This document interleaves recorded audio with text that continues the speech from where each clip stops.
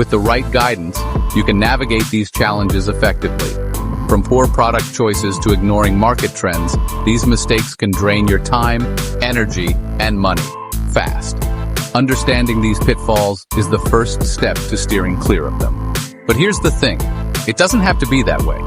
With the right strategies and insights, you can turn potential failures into stepping stones for success.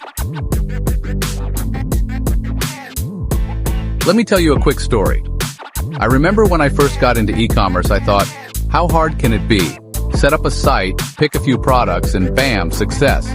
Spoiler alert, it wasn't that easy. I spent months trying to sell stuff that nobody wanted because I skipped market research.